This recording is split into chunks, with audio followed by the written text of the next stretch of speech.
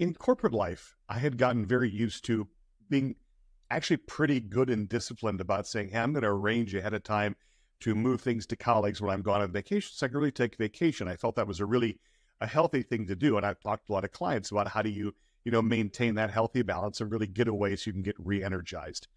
But, the world of work has changed so much. And so here we are, the two of us working together, both have our own independent businesses, both work with other organizations that we're a part of their ecosystem.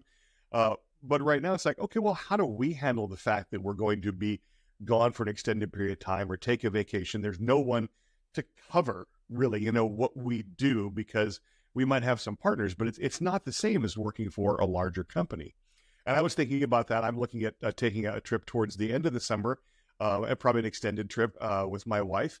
And I need to really get used to being able to balance having some work that I need to do while I'm gone, but then take the majority of that time to really be gone.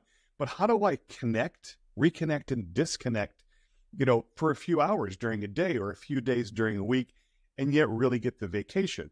And I was thinking about that and how to do that, how to set that up with my clients, how to socially contract for it, how does that impact, billing or things like that? Because when you go on vacation, right, from a corporation, you're taking your vacation. Mm-hmm. And so you don't worry about, is that changing my revenue? Whereas, you're thinking, well, I'm going to be gone for a period of time. Does that change what I can do? Does it change the revenue situation I have?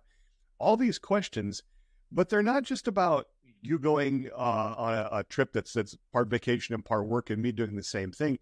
That's how our lives are now for many people. Now, I realize there's still millions and millions of us that go and work in an office every day, but more and more we're working some of our time, at least, at home in many jobs. And there's quite a few of us that are working all of our time at home, or the vast majority of it.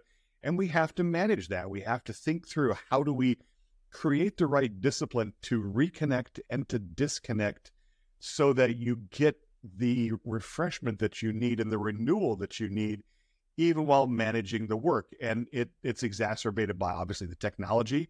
Doesn't matter where I'm at. If I'm out on a Friday night, I'm still getting things that are coming in depending on the time zones around work. And so what it's made me think is, I don't know that I have an answer to this, other than to say that I really believe that one of the things we have to do is be really thoughtful about how do we arrange our life and stop pretending that there is a work life and the non-work life. There's just life, but there are times when we need to be connected to our work and disconnected from our work and focusing on other things. But we're having to handle that much differently than in the past, than you're on vacation or you're not on vacation. And I think that it's one of the things that we talked to all the people we talked about their careers, one of the things that people have to do is really get clear and come up with a strategy, their own strategy, for how do I not get work-life balance? How do I just get enough balance in my life, which involves my work, which is inextricably linked to it?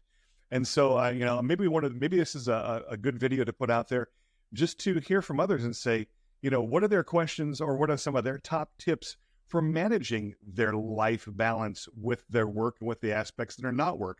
How do they do that? What are they seeing? Or what are the things they're running into, and what are they struggling with? So maybe part of this video is not giving as many answers as we often do, but asking the question, how are you balancing your life in the world of work that we have now? I'd love to hear your thoughts, your comments, and of course your questions, and we'll respond to them as we go forward.